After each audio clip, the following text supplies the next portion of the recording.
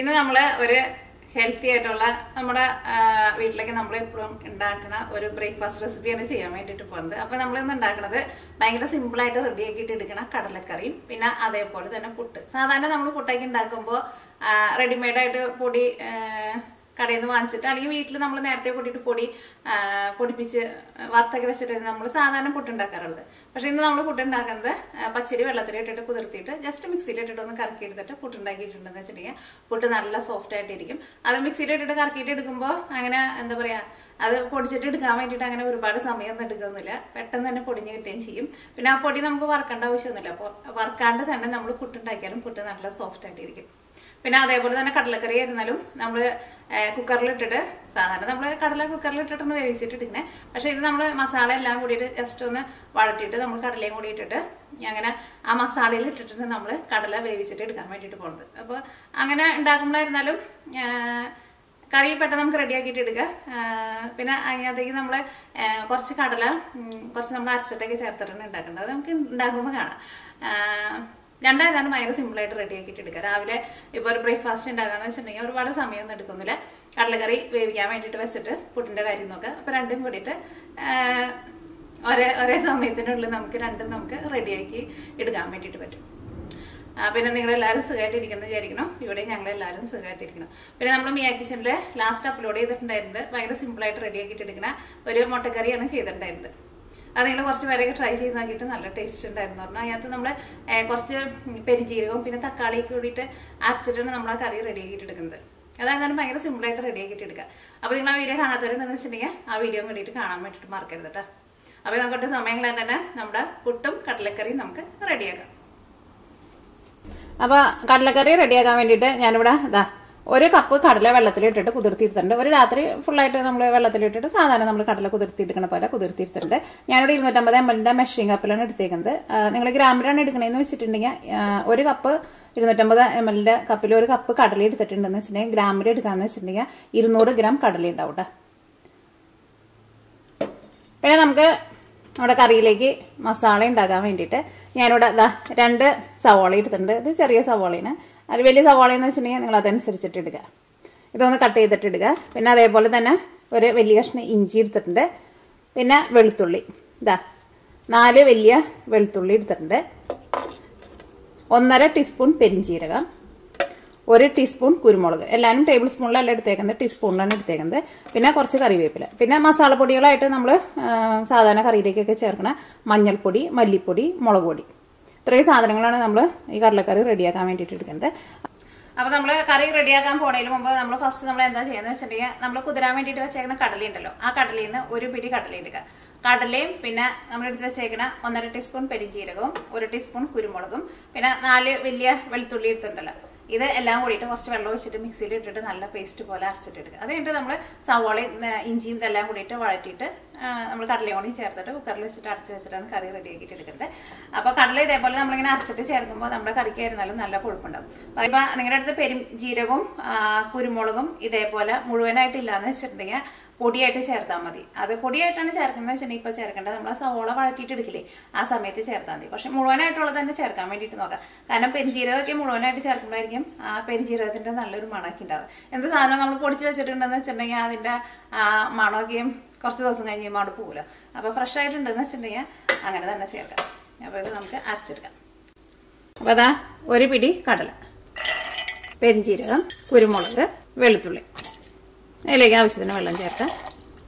ഞാൻ നോക്കിക്കേ നല്ല പേസ്റ്റ് പോലെ അരച്ചെടുത്തിട്ടുണ്ട്. ഇത് നമുക്ക് കറി റെഡിയാക്കാം.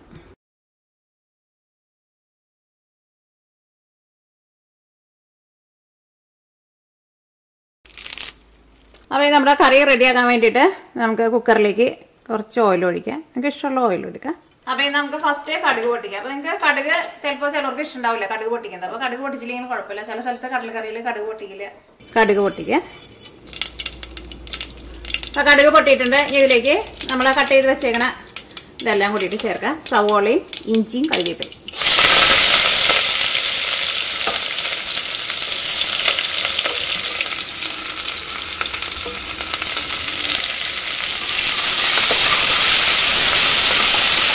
ഇതെല്ലാം കൂടിയിട്ട് നമുക്ക് നന്നായിട്ടൊന്ന് വഴറ്റിയെടുക്കാം. അപ്പോൾ സവോളയൊക്കെ നന്നായിട്ട് വളർന്നിട്ടുണ്ട്. ഇതിലേക്ക് നമുക്ക് മസാലപ്പൊടികളൊക്കെ ചേർക്കാം. മഞ്ഞൾപ്പൊടി ചേർക്കാം. മഞ്ഞൾപ്പൊടി ഞാനിതിലേക്ക് 1/2 ടേബിൾ സ്പൂണാണ് ചേർക്കുന്നത്. ഈ മഞ്ഞൾപ്പൊടി നന്നായിട്ടൊന്ന് മൊരിയട്ടെ. ഞാൻ ഈ കറിയിലേക്ക് കുറച്ച് തക്കാളിയും കൂടിയിട്ട് ചേർക്കണുണ്ട് കേട്ടോ. അത് ഞാൻ തുടക്കത്തിൽ പറഞ്ഞിട്ടുണ്ടായിരുന്നില്ലേ. അപ്പോൾ നമ്മുടെ മഞ്ഞൾപ്പൊടി നന്നായിട്ട് മൊരിഞ്ഞിട്ടുണ്ട്. ഇതിലേക്ക് നമുക്ക് മല്ലിപ്പൊടി ചേർക്കാം. കടലക്കറിക്ക് ഇതേപോലെ ഇങ്ങനെ നമ്മൾ വെക്കുമ്പോൾ കുറച്ച് മല്ലിപ്പൊടി കൂടുതൽ ചേർക്കാം. അത് നല്ല ടേസ്റ്റ് കൊടുക്കും. മല്ലിപ്പൊടി ഇതേപോലെ ഇങ്ങനെ ടേബിൾ സ്പൂണിൽ ഇങ്ങനെ നിറച്ചെടുക്കുന്നുണ്ട്.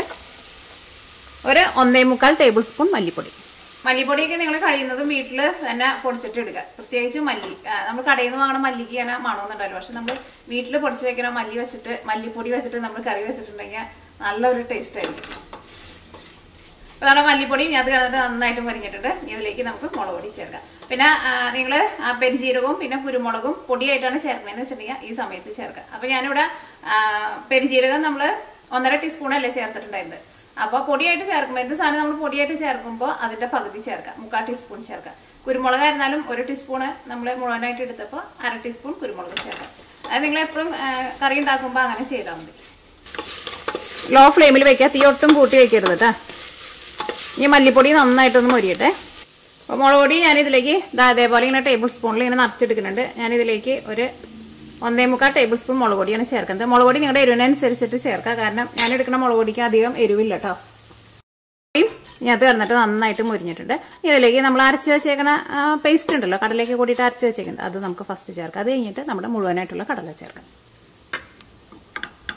ഇതിലേക്ക് നമ്മൾ അരച്ച് വെച്ചേക്കണ കടലയുടെ പേസ്റ്റ് ഉണ്ടല്ലോ അത് ചേർക്കാം. അത് ചേർത്ത് കഴിഞ്ഞിട്ട് നമുക്ക് മുഴുവനായിട്ടുള്ള കടലയും കൂടിയിട്ട് ചേർക്കാം.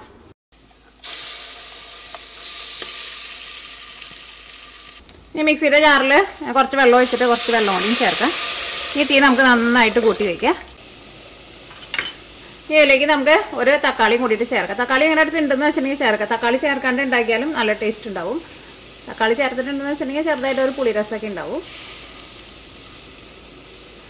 ഞാൻ ഇതേപോലെ തക്കാളി ചേർക്കാണ്ട് ഉണ്ടാക്കാറുണ്ട് കേട്ടോ. ഇപ്പോൾ തക്കാളി ഇപ്പോൾ ഇല്ല, ഇനിയിപ്പോൾ പുറത്തുനിന്ന് വാങ്ങാൻ വേണ്ടിയിട്ട് പോകാൻ പറ്റില്ല എന്ന് വെച്ചിട്ടുണ്ടെങ്കിൽ ലോക്ക്ഡൗൺ ഒക്കെ ആണല്ലോ, തക്കാളി ചേർക്കാണ്ട് ഉണ്ടാക്കിയാലും നല്ലതായിരിക്കും. ഇതിലേക്ക് നമ്മൾ മുഴുവനായിട്ടുള്ള കടലയുണ്ടല്ലോ ഇതും കൂടിയിട്ട് നമുക്ക് ഇതിലേക്ക് ചേർക്കാം. ഞാൻ കുറച്ചും കൂടിയിട്ട് വെള്ളം ചേർക്കുന്നുണ്ട് കേട്ടോ. കാരണം ഈ കറിക്ക് നമുക്ക് ലാസ്റ്റ് വരുമ്പോൾ കുറച്ച് ചാറും വേണം. പിന്നെ നമ്മുടെ ഈ കടല നമുക്ക് വേവിച്ച് എടുക്കാനുള്ള വെള്ളം കൂടിയിട്ട് വേണമല്ലോ. ഇനി നമുക്ക് മൂടി വെച്ചിട്ട് കടല വേവിക്കാം. സാധാരണ നമ്മൾ കടല വേവിക്കാൻ വേണ്ടിയിട്ട് എത്ര സമയം വെക്കാന്ന് വെച്ചിട്ടുണ്ടെങ്കിൽ അത്രയ്ക്ക് സമയം വെക്കാം. അപ്പോൾ ഈ മസാലയിൽ കിടന്നിട്ട് ഈ കടല ഇങ്ങനെ വെന്ത് വരുമ്പോൾ നല്ല ടേസ്റ്റ് ആയിരിക്കും. അതേപോലെ തന്നെ നമ്മൾ കടല അരച്ച് ചേർത്തേക്കുന്നത് കൊണ്ട് തന്നെ കറിക്കായിരുന്നാലും നല്ലൊരു കൊഴുപ്പുണ്ട്. ഇനി നമുക്ക് കറി മൂടി വയ്ക്കാം. ഇനി നമുക്ക് കുക്കർ അടച്ചു വയ്ക്കാം. സാധാരണ ഈ നമ്മൾ കടല എങ്ങനെ വേവിച്ചെടുക്കാന്ന് വെച്ചിട്ടുണ്ടെങ്കിൽ എത്ര വിസിൽ വറ്റിച്ചിട്ട് നിങ്ങൾ സാധാരണ കടല വേവിക്കാറെന്ന് വെച്ചിട്ടുണ്ടെങ്കിൽ അതേപോലെ മൂടി വെച്ചിട്ട് കടല വേവിച്ചിട്ടെടുക്കുക. ഇതേപോലെ ഇങ്ങനെ മസാലയിൽ കിടന്നിട്ട് കടല വെന്ത് കഴിയുമ്പോൾ കടലയുടെ ഉള്ളിലേക്ക് കയറിയാൽ നന്നായിട്ട് മസാലയ്ക്ക് പിടിക്കുകയും ചെയ്യും. അപ്പോൾ ഈ കുക്കർ അടച്ചു വെക്കാൻ വേണ്ടിയിട്ട് പോകണം. അപ്പോൾ ഞാൻ സാധാരണ കുക്കറിൽ നിന്ന് ഒരു വിസിൽ വന്നിട്ടുണ്ടെന്ന് വെച്ചിട്ടുണ്ടെങ്കിൽ പിന്നെ കുക്കറിന്റെ ഉള്ളിൽ നിന്ന് ആവി പോവാത്ത തരത്തിൽ തീ കുറച്ചിട്ട് ഒരു 20-25 മിനിറ്റ് വെക്കും. ഞാൻ സാധാരണ അങ്ങനെ ചെയ്യാറുള്ളത്. ഞാൻ അങ്ങനെ കുറേ വിസിൽ ഇങ്ങനെ ഒരുമിച്ച് അടിക്കാറില്ല. എനിക്കിങ്ങനെ ചെറിയ തീയിൽ കിടന്നിട്ട് വെന്ത് വരുന്നതാണ് ഇഷ്ടം. ഒരു വിസിൽ വന്നു കഴിയുമ്പോൾ പിന്നെ തീ കുറച്ചിട്ട് ഒരു 25 മിനിറ്റ് വെക്കാം. കാരണം ഈ കറുത്ത കടലേക്ക് നല്ല വേവുണ്ടല്ലോ.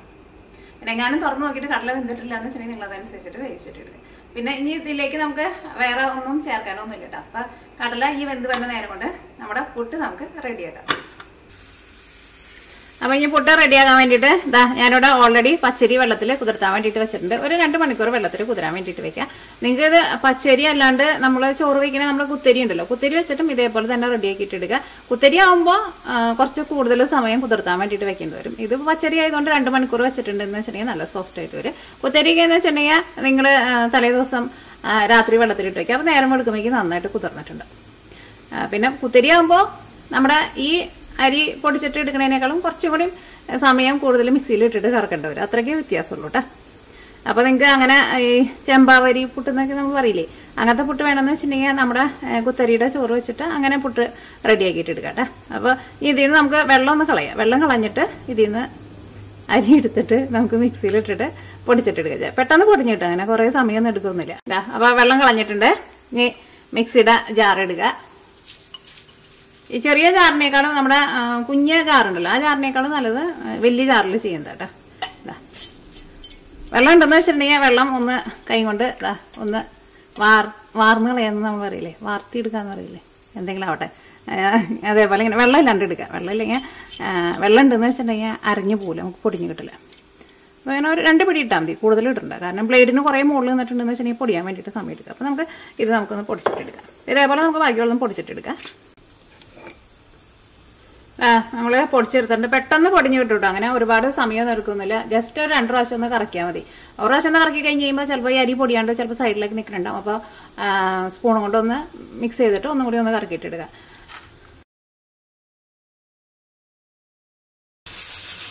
വെള്ളം കളയാണ്ട് നിങ്ങൾ അരി പൊടിച്ചെടുത്തിട്ടുണ്ടെന്ന് വെച്ചിട്ടുണ്ടെങ്കിൽ ഈ കട്ട പോലെ കിടക്കുന്നത് ചിലപ്പോൾ പൊടിയില്ല കേട്ടോ, അരഞ്ഞ പോലെ കിടക്കും. ഇതിൻ്റെ തരി എല്ലാം കൂടിയിട്ട് കിട്ടാൻ വേണ്ടിയിട്ട് നമുക്കൊരു സൂത്രമുണ്ട്. ഇങ്ങനെ ഒന്ന് കാണിക്കാം. അപ്പം തരി വലിയ തരിയുള്ളതൊക്കെ ഉണ്ട് മുകളിലേക്ക് വരും. അപ്പം അതുകൊണ്ട് ഒരു സൈഡിലേക്ക് വന്നേണ്ട, അതുകൊണ്ട് ഉടച്ചെടുത്താൽ മതി. അപ്പോൾ പെട്ടെന്ന് പണി കഴിയും. ഈ പൊടിയിലേക്ക് നമുക്ക് ആവശ്യത്തിന് ഉപ്പ് ചേർക്കാം. ഉപ്പ് സാധാരണ നമ്മൾ വെള്ളമായിട്ടല്ലേ ചേർക്കാറ്, ഇത് പൊടിയായിട്ട് ചേർത്താൽ മതി.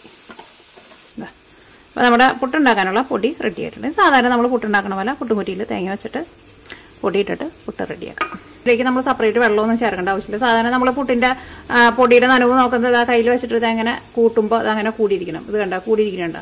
അപ്പോൾ അത് കറക്റ്റ് നനവാണ്. ഇനി ഇതിലേക്ക് നിങ്ങൾ സെപ്പറേറ്റ് വെള്ളമൊന്നും ചേർക്കേണ്ട ആവശ്യമൊന്നുമില്ല. പുട്ടുണ്ടാക്കാനുള്ള പുട്ടും പൊടി റെഡി ആയിട്ടുണ്ട്. പിന്നെ ഈ പുട്ടിൻ്റെ പൊടിയുടെ നനവ് നിങ്ങൾ പ്രത്യേകം ശ്രദ്ധിക്കരുത്. ഇങ്ങനെ നമ്മൾ എടുത്തിട്ടുണ്ടെന്ന് വെച്ചിട്ടുണ്ടെങ്കിൽ കറക്റ്റ് നനവായിരിക്കും. പിന്നെ നമ്മൾ സെപ്പറേറ്റ് ഇതിലേക്ക് വെള്ളമൊന്നും ചേർക്കേണ്ട ആവശ്യമൊന്നുമില്ല. ഇത് നമ്മൾ അരി കുതിരാൻ വേണ്ടിയിട്ട് ഇട്ടിട്ട് ജസ്റ്റ് കയ്യിൽ വെച്ചിട്ട് ഇങ്ങനെ വെള്ളം മാർന്ന് കളഞ്ഞിട്ടല്ലേ, ഇത് കുറച്ച് വെള്ളം ഉണ്ടായിരുന്നു, വെള്ളം ഇങ്ങനെ മാർന്ന് കളഞ്ഞിട്ടാണ് നമ്മൾ ഡയറക്റ്റ് മിക്സിയിലേക്ക് ഇട്ടത്. നിങ്ങൾ അരിപ്പയില അങ്ങനെ വെച്ചിട്ട് വെള്ളം ഫുള്ള് വാർന്ന് കളഞ്ഞ് പിന്നെ അരി ഇരുന്നിട്ട് ചെറുതായിട്ട് ഇങ്ങനെ ഒന്ന് ഡ്രൈ ആയിട്ടാണ് നിങ്ങൾ പൊടിച്ചിട്ട് എടുക്കുന്നതെന്ന് വെച്ചിട്ടുണ്ടെങ്കിൽ ചിലപ്പോൾ അരി പൊടിയായി കഴിഞ്ഞ് കഴിയുമ്പോൾ ചിലപ്പോൾ ഇത്രയ്ക്ക് അങ്ങോട്ട് നനവുണ്ടാവില്ല. അപ്പോൾ ഞാൻ ആ പറഞ്ഞ പോലെ കയ്യിൽ വെച്ചിട്ട് ഒന്ന് പിടിച്ച് നോക്കാം. അപ്പോൾ അങ്ങനെ നന്നായിട്ട് പിടിച്ചിരിക്കുന്നുണ്ടെന്ന് വെച്ചിട്ടുണ്ടെങ്കിൽ നനവ് കറക്റ്റാണ്. അല്ലെങ്കിൽ നനവ് കറക്റ്റ് അല്ലാന്ന് വെച്ചിട്ടുണ്ടെങ്കിൽ എന്താ ഉണ്ടാവുന്നത് വെച്ചിട്ടുണ്ടെങ്കിൽ നമ്മൾ പുട്ട് റെഡി ആയി കഴിഞ്ഞിട്ട് ലാസ്റ്റ് നമ്മൾ കുറ്റിയിൽ നിന്ന് പുട്ട് എടുക്കില്ലേ, എടുക്കുന്ന സമയത്ത് പുട്ട് പൊടിഞ്ഞു പോകും. പുട്ട് പൊടിഞ്ഞു പോയിട്ടുണ്ടെന്ന് വെച്ചിട്ടുണ്ടെങ്കിൽ ഇപ്പോൾ ആദ്യത്തെ ട്രിപ്പ് അതിന് പൊടിഞ്ഞു പോയിട്ടുണ്ടെന്ന് വെച്ചിട്ടുണ്ടെങ്കിൽ അപ്പോൾ നിങ്ങൾ വിചാരിച്ചോളണം പുട്ടിൻ്റെ പൊടിയിൽ നനവ് കുറവാണ്. അപ്പോൾ കുറച്ച് വെള്ളവും തെളിച്ച് കൊടുത്തിട്ട് ഒന്ന് നമ്മുടെ ഒന്ന് മിക്സ് ചെയ്തിട്ട് എടുക്കാം. പിന്നെ ചില പറയുന്ന ഒരു പരാതി, പുട്ടുണ്ടാക്കി കഴിയുമ്പോൾ അത്രയ്ക്കാണ്ട് സോഫ്റ്റ് ആയിട്ട് ഇരിക്കുന്നില്ല, വലിയ കട്ട പോലെ ഇങ്ങനെ നിറച്ചിങ്ങനെ പുട്ട് അങ്ങനെയാണ് കിട്ടാവുന്നത്. അങ്ങനെ വരുന്നതിന്റെ കാരണം എന്താണെന്ന് വെച്ചിട്ടുണ്ടെങ്കിൽ വെള്ളം കൂടിയിട്ടാണ് അങ്ങനെ വരുന്നത്. അപ്പോൾ പൊടിയെല്ലാം കൂടിയിട്ട് ഇരുന്നിട്ട് ഇങ്ങനെ എന്താ പറയുക, ഇങ്ങനെ ഒട്ടിയിട്ട് ഇങ്ങനെ വലിയ പീസുകളായിട്ട് വരും. അപ്പോൾ നിങ്ങൾ അത് ശ്രദ്ധിക്കുക. അപ്പോൾ ഈ നമുക്ക് നമ്മുടെ പുട്ട് റെഡിയാക്കാം. അപ്പോൾ നമ്മുടെ കടല ഇവിടെ ഇരുന്നിട്ട് വെന്തുകൊണ്ടിരിക്കുന്നുണ്ട് കേട്ടോ. നമ്മുടെ പുട്ട് റെഡിയാകുമ്പോഴേക്കും നമ്മുടെ കടലയും റെഡി ആയിട്ടുണ്ടാവും. പിന്നെ ഈ പൊടി തന്നെ ഇപ്പോൾ നിങ്ങൾ പുട്ട് ഉണ്ടാക്കുമ്പോൾ നിങ്ങൾക്ക് ഇപ്പോൾ ഇത്രയ്ക്ക് പൊടി വേണ്ടെന്ന് വെച്ചിട്ടുണ്ടെങ്കിൽ ബാക്കി വരുന്ന പൊടി ഫ്രിഡ്ജിൽ എടുത്ത് വെച്ചാൽ മതി. ഫ്രിഡ്ജിൽ വെച്ചിരുന്നിട്ടുണ്ടെന്ന് വെച്ചിട്ടുണ്ടെങ്കിൽ കേടുവരാണ്ടിരിക്കും. പിന്നെ കൂടുതൽ കുറേ ദിവസം ഇപ്പോൾ ഒരു 3-4 ദിവസത്തിൽ കൂടുതൽ പൊടി വയ്ക്കണമെന്ന് വെച്ചിട്ടുണ്ടെങ്കിൽ ബാക്കി വരുന്ന പൊടി ഒന്ന് നന്നായിട്ടൊന്ന് ചൂടാക്കിയിട്ട് ആ വെള്ളമൊക്കെ ഒന്ന് കളഞ്ഞിട്ട് ഒന്ന് ഡ്രൈ ആക്കിയിട്ട് വെക്കാം. ഫ്രിഡ്ജിൽ വെച്ചോ എന്നാലും കുഴപ്പമില്ല. പുറത്ത് വയ്ക്കാന്ന് വെച്ചിട്ടുണ്ടെങ്കിൽ പൊടി നന്നായിട്ട് ഇങ്ങനെ വറക്കണം. പൊട്ടും ഇങ്ങനെ എന്താ പറയുക, നല്ല കടയിൽ നിന്ന് വാങ്ങുന്ന ഒരു ടെക്സ്ചർ ഉണ്ടല്ലോ, നല്ല അരിപ്പൊടി പോലെ വരണം. അങ്ങനെ ചെയ്യാം. ബാക്കി വരുന്ന പൊടി ഉണ്ടെന്ന് വെച്ചിട്ടുണ്ടെങ്കിൽ ഒന്ന് ചൂടാക്കിയിട്ട് വെള്ളത്തെ പാടി ഇരുന്നിട്ടുണ്ടെന്ന് വെച്ചിട്ടുണ്ടെങ്കിൽ കുറേ ദിവസം ഇരിക്കില്ല, ഒരു 3-4 ദിവസം വരെയൊക്കെ ഫ്രിഡ്ജിൽ ഇരിക്കുള്ളൂ. അത് കഴിയുമ്പോൾ പൊടിക്ക് ഒരു മണം വരാൻ വേണ്ടിയിട്ട് തുടങ്ങും. അപ്പോൾ ഒന്ന് നന്നായിട്ടൊന്ന് ചൂടാക്കിയിട്ട് ഫ്രിഡ്ജിൽ വെച്ചിരുന്നാൽ മതി ബാക്കിയുള്ള പൊടി വരണുണ്ടെന്ന് വെച്ചിട്ടുണ്ടെങ്കിൽ. അപ്പോൾ നമ്മുടെ കുക്കറിൻ്റെ ഉള്ളിൽ നിന്ന് ആവി നന്നായിട്ട് പോയിട്ടുണ്ട്. അപ്പോൾ ഞാനിവിടെ ഒരു വിസിൽ വന്നു കഴിഞ്ഞപ്പോൾ പിന്നെ ഒരു അരമണിക്കൂർ ഞാനിവിടെ കുക്കറിൻ്റെ ഉള്ളിൽ നിന്ന് ആവി പോകാത്ത തരത്തിൽ തീ കുറച്ച് വെച്ചിട്ടുണ്ടായിരുന്നു. അല്ലെങ്കിൽ നിങ്ങൾ വിസിലടിച്ചിട്ടാണ് എടുക്കുന്നതെന്ന് വെച്ചിട്ടുണ്ടെങ്കിൽ ഞാൻ നേരത്തെ പറഞ്ഞ പോലെ അങ്ങനെ. എനിക്ക് കടല നന്നായിട്ട് വേവുന്നത് ഇഷ്ടം. അപ്പോൾ ഞാൻ കുറച്ച് കൂടുതൽ സമയം വെച്ചിട്ടുണ്ടായിരുന്നു. ഇതിലേക്ക് നമുക്ക് ഉപ്പും കൂടിയിട്ട് ചേർക്കണുണ്ട്. കാരണം നേരത്തെ ഉപ്പ് ചേർത്തിട്ടുണ്ടെങ്കിൽ കടല വേവാൻ വേണ്ടിയിട്ട് കുറച്ച് സമയം എടുക്കുമല്ലോ. അപ്പോൾ അതുകൊണ്ട് ഞാൻ ഉപ്പ് ചേർത്തിട്ടുണ്ടായിരുന്നില്ല.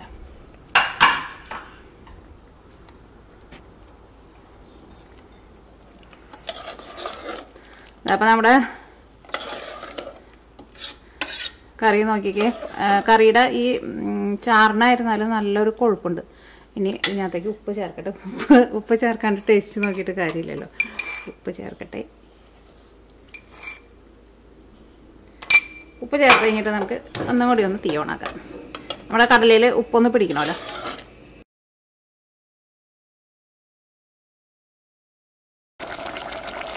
അപ്പോൾ കുറച്ച് കറിവേപ്പിലയും കൂടി ചേർത്ത് കഴിഞ്ഞിട്ട് നമുക്ക് തീ ഓഫ് ചെയ്യാം. ഞാൻ തീ ഓഫ് ചെയ്യാൻ വേണ്ടിയിട്ട് പോവാണ്. വേണമെന്ന് വെച്ചിട്ടുണ്ടെങ്കിൽ ഒരു ചെറിയ തീയിൽ ഒരു 10 മിനിറ്റ് വേണമെന്ന് വെച്ചിട്ടുണ്ടെങ്കിൽ മൂടി വയ്ക്കുക. പക്ഷേ അതിൻ്റെ ആവശ്യമില്ല. അതിപ്പോൾ ഒന്ന് നന്നായിട്ട് തിളച്ച് കഴിഞ്ഞിട്ടുണ്ടെങ്കിൽ കടല നന്നായിട്ട് വെന്തിരിക്കുന്ന കടലയുണ്ടോ, കടലയുടെ ഉള്ളിലേക്ക് ഉപ്പൊക്കെ നന്നായിട്ട് പിടിച്ചിട്ടുണ്ട്. കറിയുടെ ഗ്രേവി കയറുന്നാൽ നല്ല തിക്കായിട്ട് വന്നിട്ട് പുട്ടിൻ്റെ കൂടെയൊക്കെ ഒഴിച്ച് കഴിക്കാൻ വേണ്ടിയിട്ട് നല്ല സൂപ്പർ കടലക്കറി കേട്ടോ.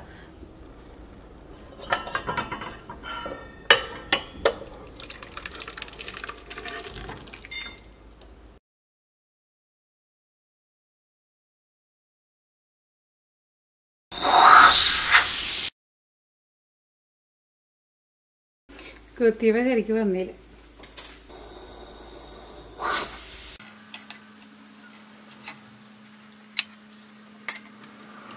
അപ്പോൾ നമ്മുടെ നല്ല സോഫ്റ്റ് ആയിട്ടുള്ള നല്ല പഞ്ഞിപ്പുട്ട് റെഡി ആയിട്ടുണ്ട്.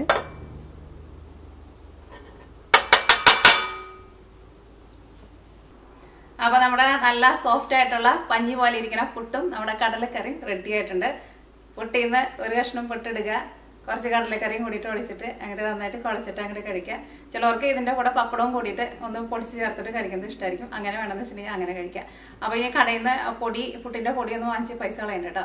ഒരു കപ്പ് അരി എടുത്തിട്ടുണ്ടെന്ന് വെച്ചിട്ടുണ്ടെങ്കിൽ നമുക്കൊരു 2 അല്ലെങ്കിൽ ഒരു 2.5 പുട്ടുണ്ടാക്കാനുള്ള പൊടി ഉണ്ടാവും. അപ്പോൾ പുട്ടായിരുന്നാലും നല്ല സോഫ്റ്റ് ആയിട്ട് ഇരിക്കുകയും ചെയ്യും. കടലക്കറി എന്ന് വെച്ചിട്ടുണ്ടെങ്കിൽ നല്ല സൂപ്പർ കടലക്കറിയാണ്. ആ കടലയുടെ ഉള്ളിലേക്ക് മസാലയൊക്കെ ശരിക്കും പിടിച്ചിട്ടുണ്ട്. കാരണം നമ്മൾ മസാലയിൽ ഇട്ടിട്ടാണല്ലോ കടല വേവിച്ചത്. അപ്പോൾ ട്രൈ ചെയ്ത് നോക്കാൻ വേണ്ടിയിട്ട് മറക്കരുത്. അപ്പോൾ ഇത് നമുക്ക് നാളെ വേറൊരു പുതിയ റെസിപ്പി ആയിട്ട് വരാം. അപ്പോൾ നമ്മുടെ നല്ല പഞ്ഞി പോലത്തെ നല്ല സോഫ്റ്റ് ആയിട്ട് ഇരിക്കുന്ന പുട്ടും കടലക്കറി. കടലക്കറിയുടെ ഗ്രേവി ആയിരുന്നാലും നോക്കിക്കേ നല്ല തിക്കായിട്ടിരിക്കും. നല്ല ഭയങ്കര തിക്കല്ല, പക്ഷെ നമ്മുടെ പുട്ടിൻ്റെ കൂടെ കഴിക്കാൻ വേണ്ടിയിട്ട് പറ്റിയേക്കണം. നല്ല കറക്റ്റ് പാകമായിരിക്കും. എന്നിട്ട് ഇത് രണ്ടും കൂടിയിട്ട് അങ്ങോട്ട് കുഴച്ച് ഇങ്ങനെ കുഴച്ചിട്ടുണ്ട് കഴിക്കാം.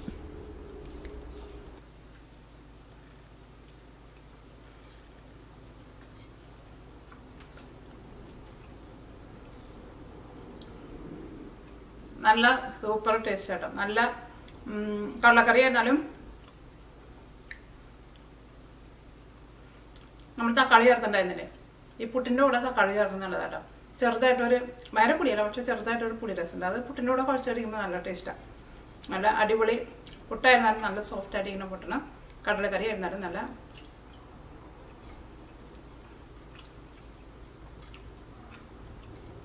രണ്ടും നല്ലതാണ്. അപ്പോൾ നിങ്ങൾ ട്രൈ ചെയ്ത് നോക്കാൻ വേണ്ടിയിട്ട് മറക്കരുത് കേട്ടോ.